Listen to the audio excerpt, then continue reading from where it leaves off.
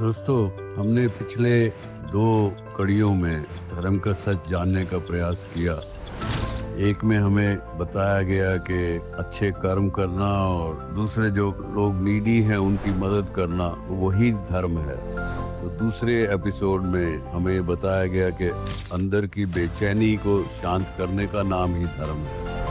और आज जो हम इस तीसरी कड़ी में चर्चा करेंगे परमादरणीय गौरांग प्रभु जी से, मुझे उनसे बात करते हुए समझ में आता है कि आपका विश्वास, आपकी श्रद्धा और पूर्ण तरह से समर्पण ही धर्म है। मुझे नहीं पता कि कितने लोग इस बात को सुनकर उसमें समझेंगे, विश्वास करेंगे, लेकिन मित्रों, हमारा प्रयास यही है कि हर तरह के विद्वानों से हम बात समझें और आप तक पहुंचाएं, और फिर आपका अंदर का जो विवेक है वो जिस बात को समझ के उसको ठीक समझे, वही बात ठीक रहेगी।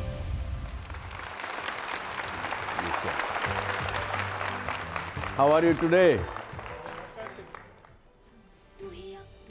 This Subhash Chandra show, I don't know if any one of you have seen before, but it has completed 140 sessions, almost 100 institutions like your premier institute, D.Y. Patil, across the country in 110 institutions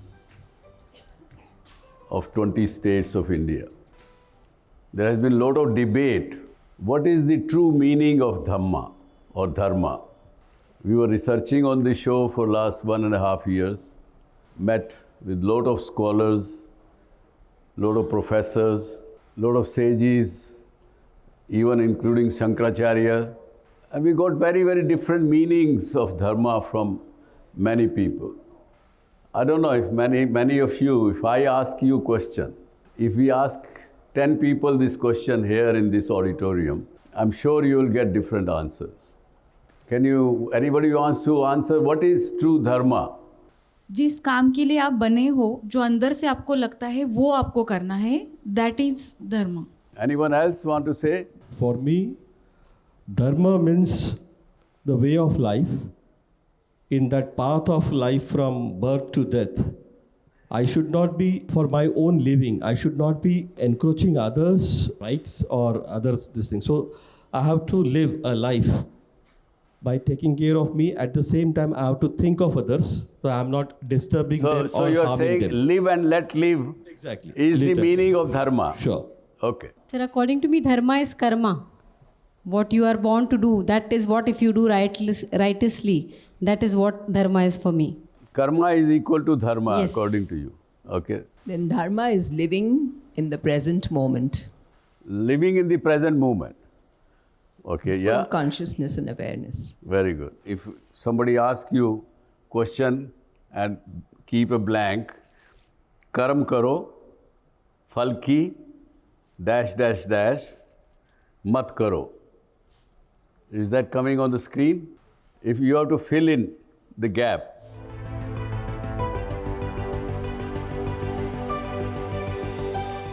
हाँ, क्या बोलेंगे? Right. Yes.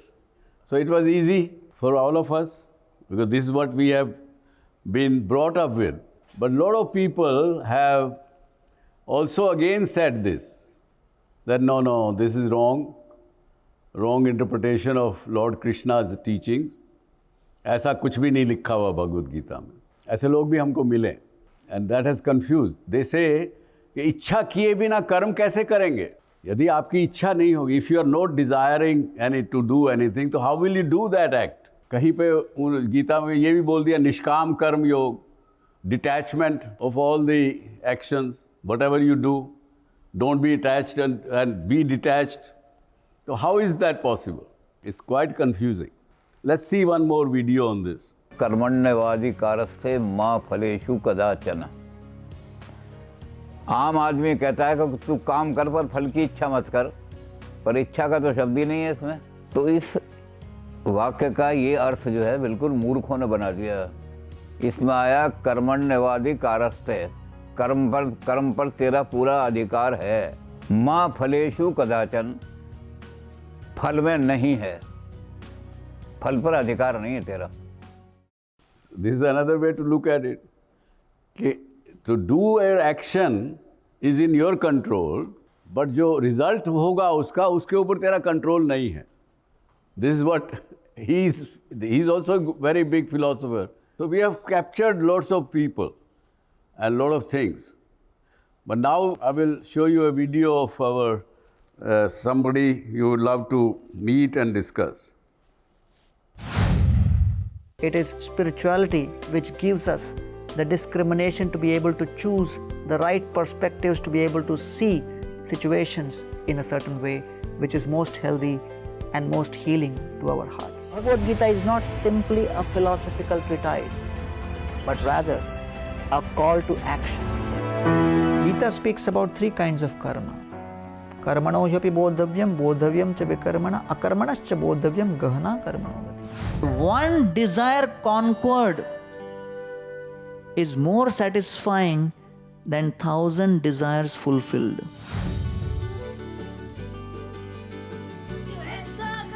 Please join me in welcoming Gaurang Prabhu.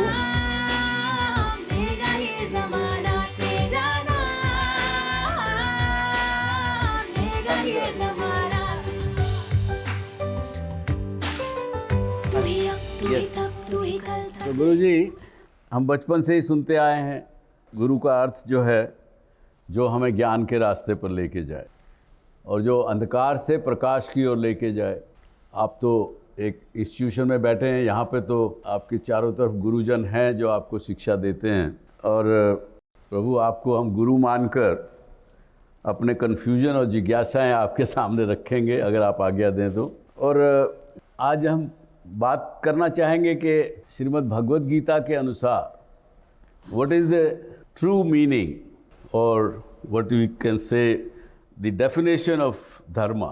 First of all Subhash ji, बहुत बहुत धन्यवाद कि मुझे यहाँ Subhash Chandra show में निमंत्रण दिया गया। आज भारत में 70,000 अस्पताल हैं, लेकिन लगभग 20 लाख मंदिर हैं। और जब युवा पीढ़ी मुझसे पूछती है कि मंदिर क्या है, तो मैं कहता हूँ शरीर के दर्द को दूर करने के लिए अस्पताल, मन के दर्द को दूर करने के लिए मन का अस्पताल मंदिर। वाह। और इसलिए मंदिर में जो दवा मिलती है उसको कहते हैं मंत्र। तो I feel that today's young generation, although very closely connected to technology, are in fact very highly spiritual. And what is important is to create the right context, give the right communication, and then automatically there will be a deep connection. The mind will magnify the problem beyond its scope. The past is unchangeable, the present is unexpected, the future is unpredictable. This is the reality. But the mind creates all these expectations, and the gap between expectation and reality creates stress and anxiety. What is the difference between current modern education and the knowledge and the ancient Sanatan Dharma wisdom? Everybody goes through problems. Everybody goes through difficulties. How many of you have faced problems and difficulties? Raise your hand. Yeah, everyone. So देखिए, problem can be solved, difficulties can be managed, and that's what modern education is trying to teach us. All the skills required to solve problems and manage difficulties. But there is another category which is beyond problem and difficulty. It is called crisis and calamity. A son failing in exam is a problem. A son not getting admission through Vandana ji's very strict admission procedure may be difficulty. But the son suddenly dying because of an accident, because of a disease, is a crisis, it's a calamity. Yeah. He cannot be brought back. So, Guruji, what would you say that our minds, brains do function very differently in different scenario, in different environment? As I was, before you came in, I was talking that the neuroscience tells us differently. Our mind function differently of everybody. We have two brains, left and right. right brain mostly not being used. What you are talking 1.5 education is developing the right brain, but not there is education system that don't have place yet. Even the families have forgotten that thing. So how do we bring back, Guruji, that? बहुत अच्छा प्रश्न पूछा आपने. You know, people always ask me, why you are running so many temples? You want to bring everybody and make them part of the temple or what? सबको मंदिर में भर्ती करना चाहते हो क्या? एक स्टूडेंट को मैं प्रसाद दे रहा था. मैंने कहा लो प्रसाद लो. वो कहता है नहीं नहीं नहीं नहीं मैं नहीं लूँगा, मैं नहीं लूँगा. मैंने कहा भाई क्या हो गया? प्रसाद मना करता हो, तुम पहला आदमी है, प्रसाद क्यों नहीं लोगे? बोलता मुझे डर लगता है इसको लूँगा तो मेरा भी हेयर स्टाइल आपके जैसा हो जाएगा. तो मैंने कहा भाई मंदिर हम इसलिए नहीं चला रहे जिससे आप मंदिर में भर्ती हो जाओ. हम इसलिए चला रहे हैं जिससे मंदिर में आके प्रेरणा लेके जाओ, आप अपने घर को मंदिर बना सको. Very good. और आपको अपने घर को मंदिर बनाना हो, उसके लिए 3 पॉइंट्स महत्वपूर्ण हैं. 3 परिवर्तन आप घर में लाओगे तो घर मंदिर बनेगा. पहला, आपको अपने घर के अंदर मनन करना होगा. पहला कंपोनेंट क्या है? मनन. प्रतिदिन थोड़ा समय निकालो, प्रार्थना करो, मंत्र का जाप करो, मेडिटेशन करो. ये समझो मुझे अपने अहंकार से परे समझना है कि मैं आत्मा हूँ लेकिन कोई एक ईश्वर भी है. तो इसलिए गीता के अंदर 5 ही टॉपिक्स है. ईश्वर, जीव, प्रकृति, काल, कर्म. जब जीव को लगता है कि मैं ही प्रकृति, काल और कर्म के ऊपर शोषण कर रहा हूँ, उसे कहते हैं भोगी. लेकिन जब वो समझता है कि नहीं मैं सब कुछ प्रयास करके भी बहुत कुछ मेरे इच्छा के विपरीत हो रहा है, तब ऊपर देखता है, तब समझता है कि ऊपर से कोई ईश्वर तत्व है. जी. तो जब ईश्वर के साथ जीव जुड़ता है उसको कहते हैं योगी. तो इसलिए घर पर जब मनन करना शुरू करोगे प्रतिदिन सुबह, तो ये पहली प्रक्रिया है. दूसरा, आपको करना है चिंतन. कैसे? गीता लीजिए, भागवत लीजिए, कितने ग्रंथ हैं हमारे, उन ग्रंथों को पढ़िए. जैसे सर बता रहे थे केस स्टडी मेथड. पुराण क्या है? केस स्टडी है. रामचंद्र जी कल राजा बनने वाले हैं, आज उनको घोषणा मिल गई कि वनवास. सोचो आज का व्यक्ति तो आत्महत्या कर लेगा कि कल प्रमोशन होने वाला है मालूम पड़ा और आज नौकरी से निकाल दिया. तो भगवान बताना चाह रहे हैं कि भाई संपत्ति को बढ़ाओ और विपत्ति को घटाओ. इसी को चिंता कहते हैं. चिंतन करोगे तो समझोगे कि मेरे जीवन में जो समस्याएं चल रही हैं उससे कहीं गुना अधिक पूर्व काल में राम और कृष्ण और पांडवों इत्यादि ने बहुत कुछ झेल लिया. तो चिंतन करना आवश्यक है. इसलिए गीता पढ़ना आवश्यक है. मैं किसी एक सज्जन को गीता दिखा रहा था, लोकल ट्रेन में बेच रहा था गीता. वो गीता देख के कहता है ये गीता फ्री में है क्या? मैंने कहा नहीं, ये 70 रुपये की है. वो मुझे देख के कहता है कृष्ण ने अर्जुन को गीता फ्री में सुनाई, आप 70 रुपये क्यों ले रहे हो? तो मैंने कहा सर कृष्ण ने अर्जुन को गीता कुरुक्षेत्र में सुनाई, ये बंबई है, 70 रुपये ट्रांसपोर्ट चार्ज है. तो पहला हो गया मनन, दूसरा है चिंतन, और तीसरा सबसे महत्वपूर्ण आपका अन्न. जैसा अन्न वैसा मन. आहार शुद्धौ सत्वशुद्धि, सत्वशुद्धौ दुरस्मृति, स्मृतिलम्य सर्वग्रंथिनाम विप्रमोक्षा. तो इसलिए ये तीनों का जब समन्वय हम करेंगे तब जैसे इन्होंने कहा मानसिक शांति कैसे होगी? जब मन का वजन घटेगा मन शेप में आएगा. बिना कसरत किए तो होता नहीं. तो वजन घटाना हो तो इनपुट पे भी ध्यान देना पड़ता है और थोड़ा आउटपुट भी करना पड़ता है. तो वैसे ही मानसिक रूप से कुछ व्यायाम करना आवश्यक है, ये गीता में बताया गया. जी गुरु जी, मंदिर में जाने का लाभ भी है. हमने एक स्टडी किया, उसके थ्रू ये एक्सपीरियंस हुआ कि मंदिर में जाके जब व्यक्ति अपनी समस्या उस भगवान, उस देवता या ईष्ट के सामने रखता है, मन के अंदर एक प्रकार की एक ऊर्जा आ जाती है कि हाँ मैंने अपनी समस्या मेरे से अधिक बलवान और शक्तिशाली व्यक्ति को बता दी है, उसने मुझे आशीर्वाद दे दिया है, तो मेरी ये समस्या हल हो जाएगी. और जहाँ पे आप whenever you believe in something, your belief system, that works, and then the nature helps you. That is the help which we get from the temple. I've seen lots of people. So I'll just add to what sir has just said. What is prayer? मंदिर में जाते हैं, आप में से कितने लोग मंदिर जाते हैं? मंदिर या जो भी धार्मिक स्थलों में जाकर प्रार्थना करते हैं।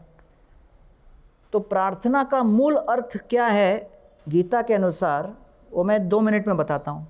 हम सभी के मन में भय उत्पन्न होता है, चिंता उत्पन्न होती है, असुरक्षा की भावना उत्पन्न होती है। मैं कहता हूँ चिता और चिंता में एक बिंदु का अंतर है। बिल्कुल गुरुजी। चिता मृत शव को मृत्यु के पश्चात एक बार जलाती है, लेकिन चिंता जीवित व्यक्ति को जीवन भर क्षण क्षण जलाती है।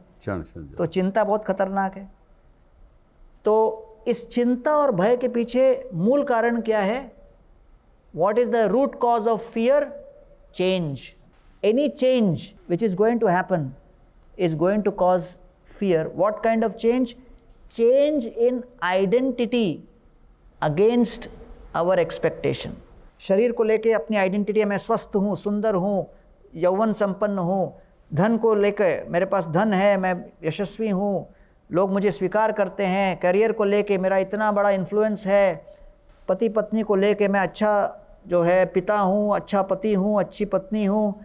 ये सब जब भावनाएं बदलती हैं, इस परिवर्तन को लेकर जो अंदर भावना उत्पन्न होती है वो चिंता और भय का। आईसीयू में गया हूँ, लोगों को हार्ट अटैक हुआ है, क्यों? क्योंकि मुझे प्रमोशन नहीं मिला। जब हम देखते हैं कि ये सारे दिन भर में आइडेंटिटीज बदलने वाले हैं, एक आइडेंटिटी अपनी कभी नहीं बदलेगी।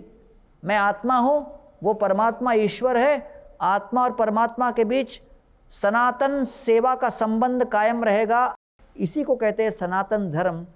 तो प्रातःकालीन जब हम ये प्रार्थना करते हैं कि प्रभु दिन भर में कितना भी परिवर्तन क्यों ना हो जाए 12 घंटे में, लेकिन मुझे पता है कि हमारा संबंध कभी बदलेगा नहीं, उस स्थायी भाव के साथ जब निकलोगे, prayer is the vaccine against the virus of change. So you begin the day with prayer and you go out with full confidence to face any kind of change, and that's the reason why people go to the holy places, and that's why the numbers are growing, because they realize what is that power I am getting, that things may change in my life, but this relation will never change and no power can hinder that. Thank you. Very good. तो क्या गुरुजी इसीलिए कहते हैं क्या he is a God fearing person? ये क्यों कहते हैं?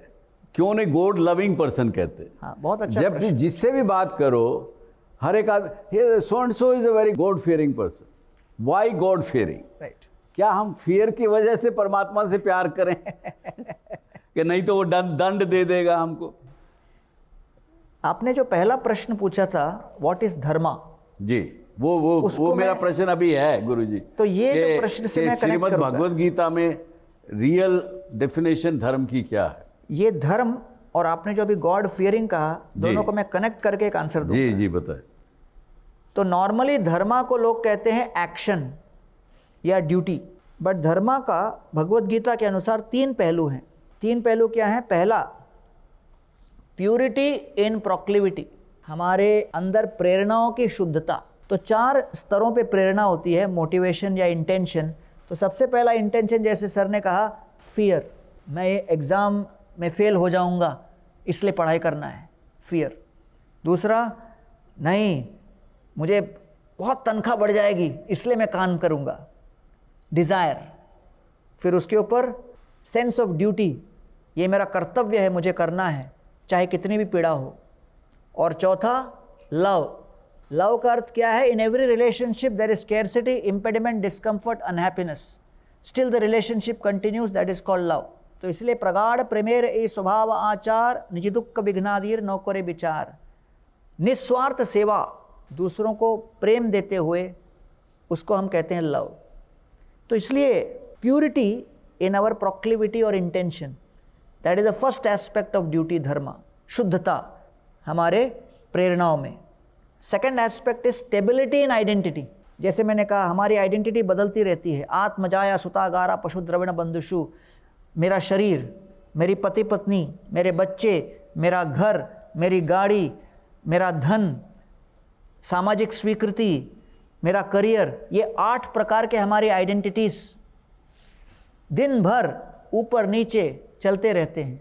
We are juggling between these 8 identities 24/7। तो इसलिए कृष्ण अर्जुन को कहते हैं, भाई अर्जुन, आपका स्वभाव क्षत्रिय का है, स्वधर्म क्षत्रिय का है, लेकिन इन दोनों के सिवा एक स्वरूप है आत्मा का जो बदलता नहीं, जो मैंने अभी बताया।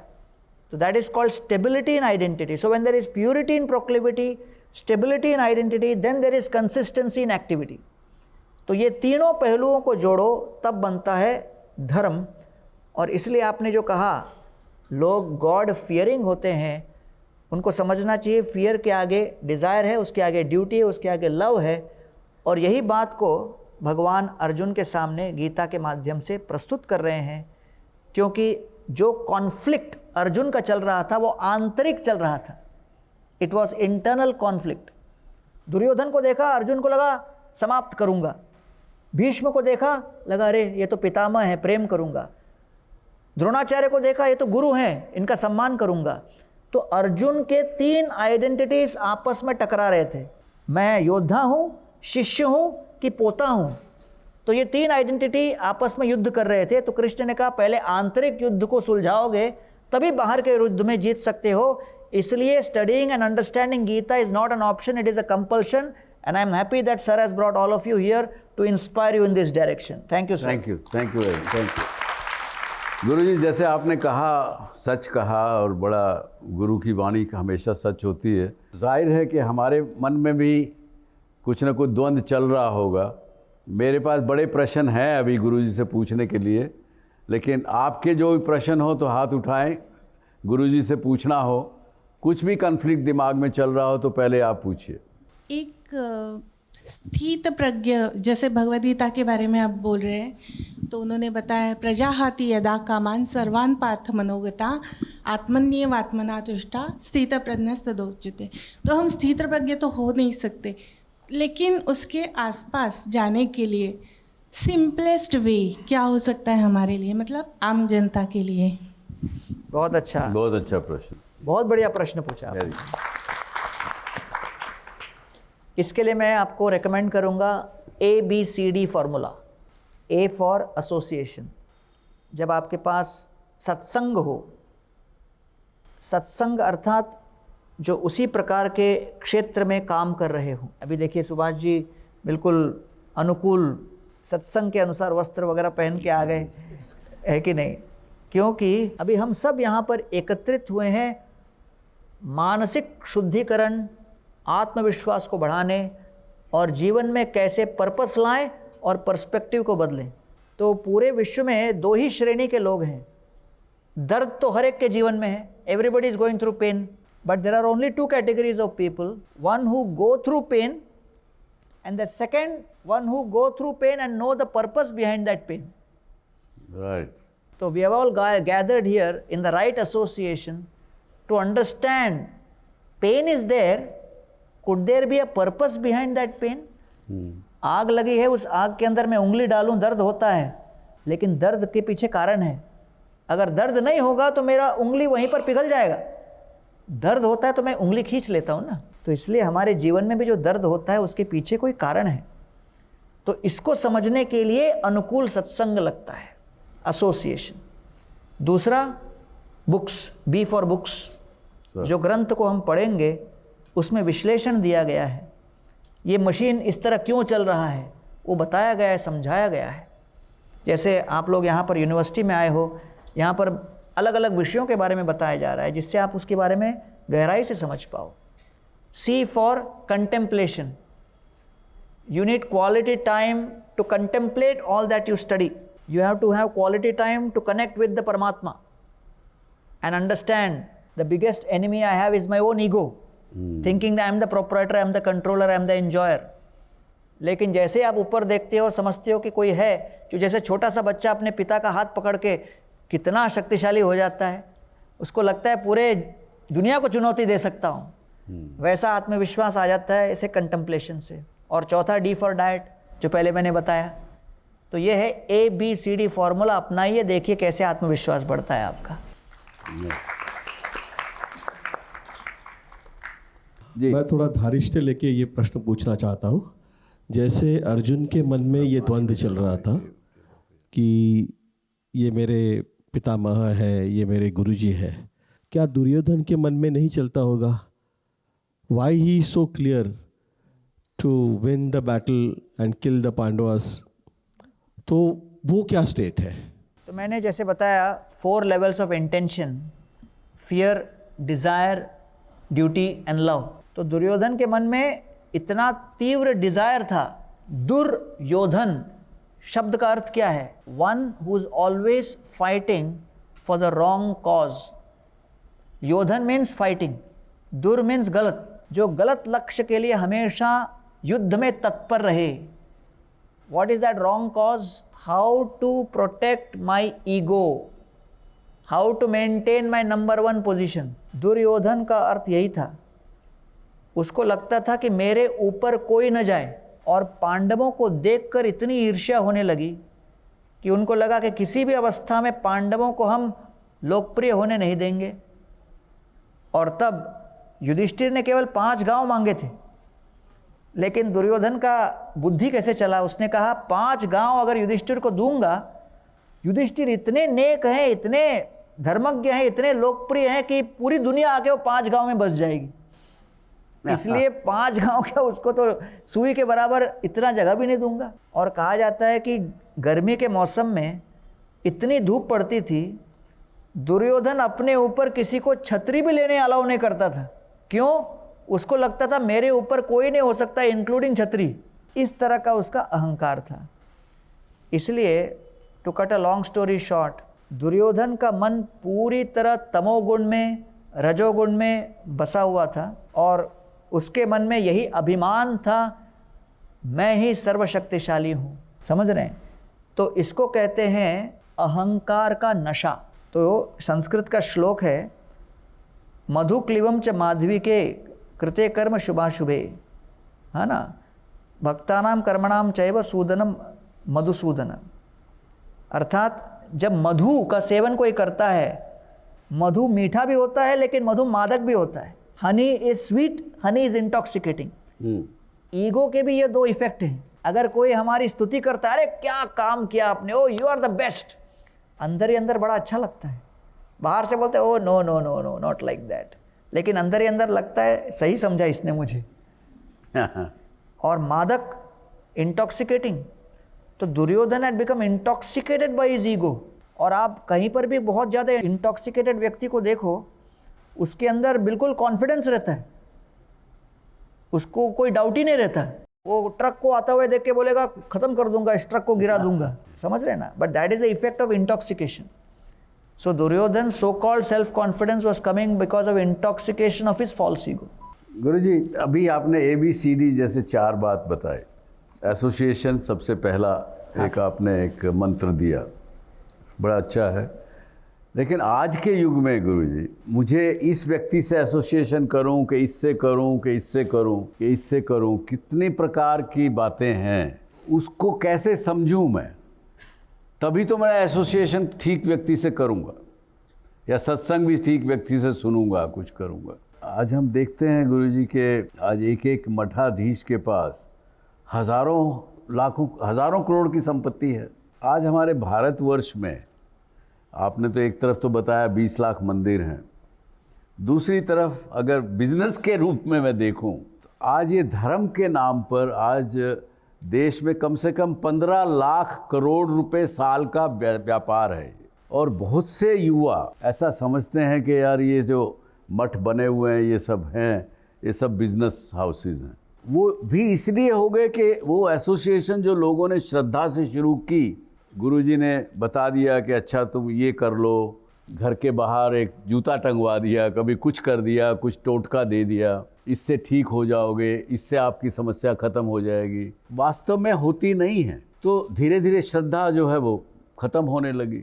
उसमें एक प्रश्न उठता है कि मैं एसोसिएशन करूं, कैसे पहचानूं कि किससे एसोसिएशन करूं? बहुत बढ़िया आपने प्रश्न पूछा सुभाष जी। तो सबसे पहले आपने पॉइंट उठाया था टेक्नोलॉजी वाला जी। और कैसे युवा पीढ़ी टेक्नोलॉजी से बहुत जुड़ी हुई है और एक आकस्मिक आकर्षण भी है टेक्नोलॉजी के प्रति। So I would like to leverage the advantage of technology to help the youth improve their discrimination. अच्छा, तो वहाँ भी हम आर्टिफिशियल इंटेलिजेंस यूज़ करें कि ये एसोसिएशन अच्छा है कि वो एसोसिएशन अच्छा है? मैं बोल रहा हूँ नेचुरल इंटेलिजेंस। अच्छा, वो कैसे? ऑनलाइन में गीता एक सब्जेक्ट है अपने आप में, तो एक हो गया physics as a subject, maths as a subject, ठीक है ना, और दूसरा हो गया कोचिंग क्लास।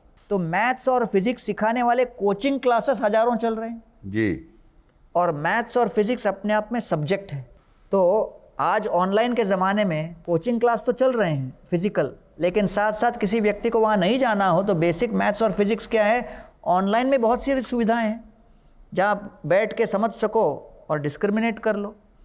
तो मैं कहता हूँ कि भाई किसी को भी आवश्यक नहीं कि वो मंदिरों में जाए या फिर इन सभी विभिन्न प्रकार के मठों में जाए, जब तक मन के अंदर पूर्णतः श्रद्धा उत्पन्न न हो। तो श्रद्धा का विकास करने के लिए आप गीता के इन 5 विषयों का विश्लेषण कीजिए, एनालिसिस कीजिए, रिसर्च कीजिए, और इसके लिए ऑनलाइन रिसोर्सेज बहुत हैं।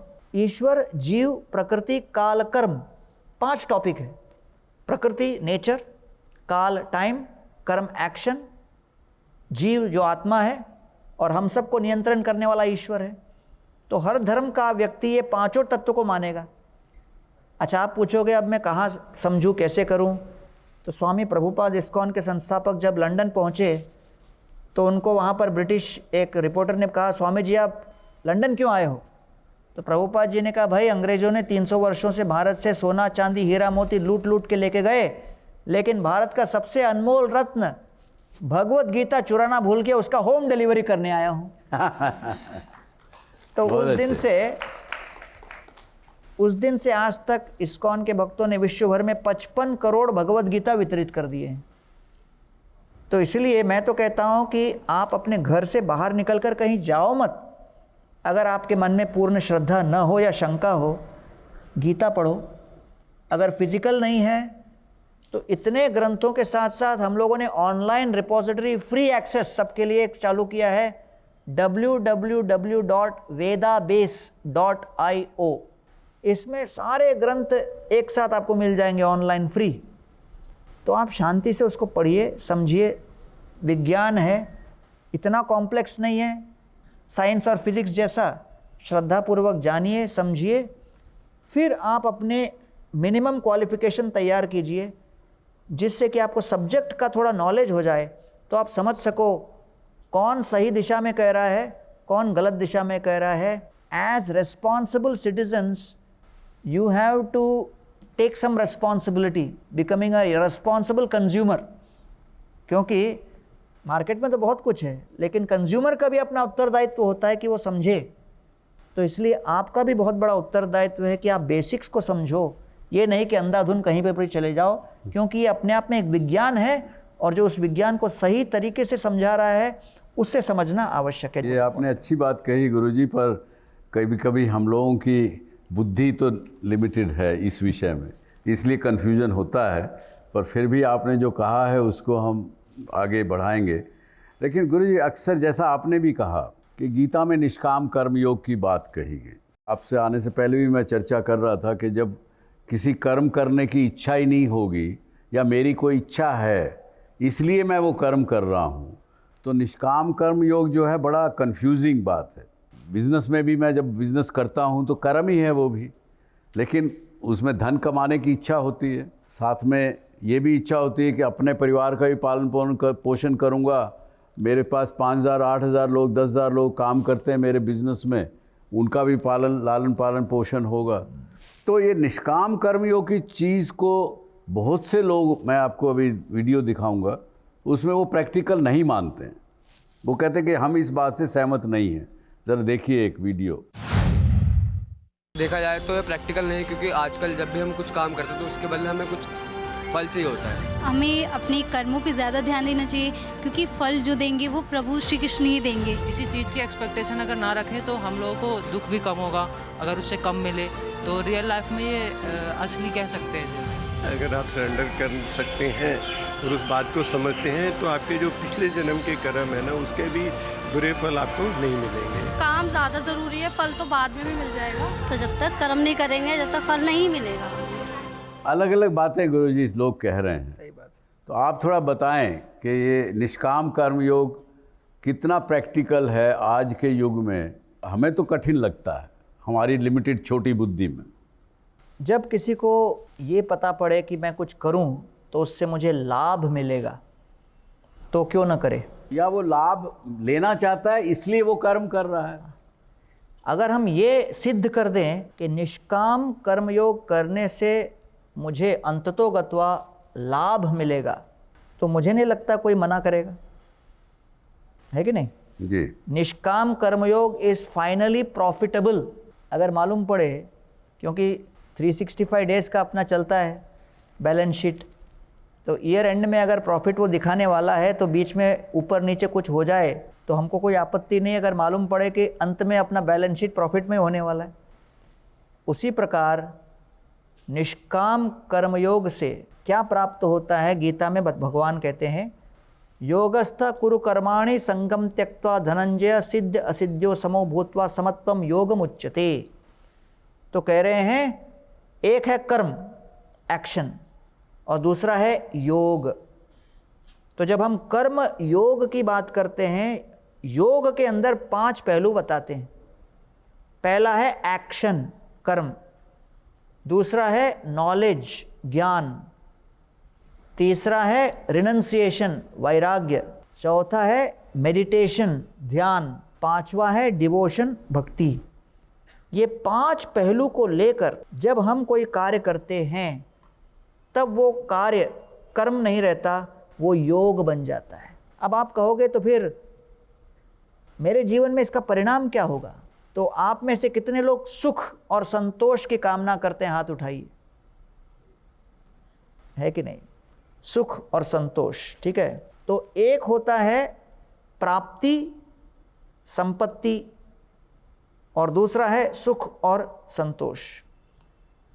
तो भगवान कह रहे हैं जब प्राप्ति और संपत्ति के साथ साथ अगर आप ज्ञान वैराग्य ध्यान और भक्ति को जोड़ोगे तो प्राप्ति और संपत्ति कहीं दूर नहीं जा रही, प्राप्ति और संपत्ति मिलेगी रहेगी, लेकिन साथ साथ आप सुख और संतोष को भी जीवन में जोड़ लोगे। तो इसलिए स्वाद एक आइटम होता है और तुष्टि एक दूसरा अनुभव होता है। तो इसलिए जब सर यहाँ कह रहे हैं कि निष्काम कर्मयोग हम क्यों करें, वो इसलिए करें जिससे कि प्राप्ति और संपत्ति उसमें कोई कमी नहीं आएगी, लेकिन जब हम ये 4 बातों को जोड़ेंगे, ज्ञान वैराग्य ध्यान और भक्ति को कर्म के साथ जोड़ेंगे, तब साथ में 2 और बेनिफिट मिलेगा, सुख और संतोष। अब आप में से कितने लोग हैं जो सुख और संतोष चाहते हैं, हाथ उठाइए। वो तो सभी चाहते हैं गुरु तो जी। सुख और संतोष चाहते हैं तो निष्काम कर्मयोग करने से सुख और संतोष फ्री गिफ्ट के रूप में मिलता है। तो कितने लोग निष्काम कर्मयोग करना चाहेंगे, हाथ उठाइए। ये देखिए प्रूव हो गया ये। धन्यवाद। ठीक है गुरु जी, जैसा आप कहें। लेकिन गुरु जी जैसा आपने सनातन की परिभाषा बताई उससे मैं भी सहमत हूँ, मुझे लगता है कि सब लोग सहमत हैं गुरु जी। लेकिन कुछ समय पहले तक जैसा जो कुछ हमने पढ़ा है शास्त्रों में, कहीं पे मंदिर या मूर्ति पूजा इत्यादि का जिक्र नहीं आता है, कई जगह काफ़ी जगह। लेकिन आज एक ऐसा वातावरण बन गया कि मंदिरों में पूजा करना ही उसको इक्वल टू सनातन धर्म मान लिया गया। इसको आप सही मानेंगे कि उसमें कुछ मतभेद या किंतु परंतु है आम भाषा में? करेक्ट। बेसिकली सनातन धर्म की परिभाषा यही है कि जीव सनातन है, ईश्वर सनातन है। जीव और ईश्वर के बीच जो संबंध है वो सेवा का संबंध भी सनातन है। उस संबंध को स्थापित करने के लिए 9 तरीके श्रीमद् भागवत पुराण में दिए गए हैं। श्रवणम, कीर्तनम, विष्णु स्मरणम, अर्चनम, वंदनम, दास्यम, सख्यम, आत्मनिवेदनम। तो ये 9 में एक है अर्चनम, जो कि अर्च विग्रह की आराधना।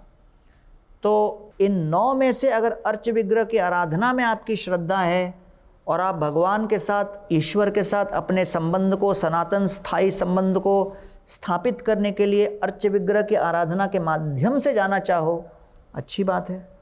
श्रवणम, श्रवण करके, जैसे परीक्षित महाराज ने श्रवण किया। कीर्तनम, सुखदेव गोस्वामी ने कीर्तन किया। वंदनम, भगवान के सामने प्रार्थना, या आप एक जगह बैठकर प्रार्थना कीजिए। तो ये सभी तरीके वंदनीय हैं, ये सभी उचित हैं, बोनाफाइड हैं। लेकिन क्योंकि शिक्षा प्रणाली में और जन सामान्य में एक स्टैंडर्डाइज सिलेबस सनातन धर्म को लेकर नहीं है, जागरूकता कम है और इतनी विविधता को लेकर लोग कंफ्यूज हो जाते हैं, तो इसलिए इस सब्जेक्ट को समझने के बदले सब लोग मंदिरों में जाके उनको लगता है कम से कम कुछ तो मैं करूं और कम से कम हाथ जोड़कर प्रार्थना तो कर लूं। तो 9 में से उसी को ही 9 की 9 मान लिया। क्योंकि क्या करें, जितनी ज़्यादा फैसिलिटीज़ आप दोगे लोगों को समझने के लिए, तो आपके पास इतना मीडिया का चैनल है, इस मीडिया के माध्यम से आप गीता, भागवत, पुराण, इन सब की शिक्षाओं को सिस्टमैटिकली प्रेजेंट करने के लिए और कोर्सेस आरंभ करेंगे। बिल्कुल कर रहे हैं। तो जितना लोग समझेंगे उतना ज़्यादा ये हर प्रकार के विधि विधानों के प्रति आकर्षित होंगे, क्योंकि भारत में सभी लोग बुद्धिमान हैं, जागरूक हैं, आस्तिक हैं और सब कुछ जानना चाहते हैं। जितना फैसिलिटी देंगे उतना they will be like a fish coming back to water. Thank you. बहुत बहुत thank you very much Guruji, आपका बहुत बहुत धन्यवाद। धन्यवाद। आपका बहुत आभारी हूँ। बहुत मैं आभारी हूँ एंड आई कंग्रेचुलेट यू कि आप इतना पॉजिटिविटी स्प्रेड करने के लिए, ज्ञान स्प्रेड करने के लिए अपना बहुमूल्य समय दे रहे हैं। कृष्ण गीता में कहते हैं यद्यत आचरति श्रेष्ठस तत्तत एवेतरो जना सयत प्रमाणम कुरुते लोकस्तत् अनुवर्तते। जैसे समाज के प्रतिष्ठित लोग करेंगे, सामान्य व्यक्ति भी वैसे करेंगे। तो बिजनेसमैन अगर इस प्रकार धर्म में रुचि लेंगे, धर्म के प्रचार में सहायक बनेंगे, निमित्त बनेंगे, बहुत बड़ा ज्वलंत उदाहरण आप प्रस्तुत कर रहे हो। आई congratulate you for using this media for this purpose. दोस्तों, हमने 3 कड़ी में धर्म का सच जानने का प्रयास किया, लेकिन इन तीनों अलग अलग बातें हमको 3 प्रकार के वक्ताओं ने हमको बताया। तो मेरा तो अभी यही निष्कर्ष निकलता है कि हमारा जो अपना प्रकृति के जो नियम हैं उनका पालन करना वो धर्म है, और धर्म सार्वजनीन है। वो चाहे कोई भी व्यक्ति किसी भी प्रार्थना की पद्धति को अपनाता हो, लेकिन धर्म तो एक ही है। और इसीलिए धर्म को सनातन कहा। सनातन कोई केवल धर्म हिंदुओं की बपोती नहीं है, और भारत के और विश्व के हिंदू समाज को, अन्य सभी धर्मों को मानने वाले लोगों से ये कहना चाहिए कि भाई आप आइए, धर्म सनातन है, हम एक दूसरे के साथ जुड़ें, ना कि एक दूसरे का विरोध करें। तो ये दुनिया में सबके लिए लाभदायक होगा।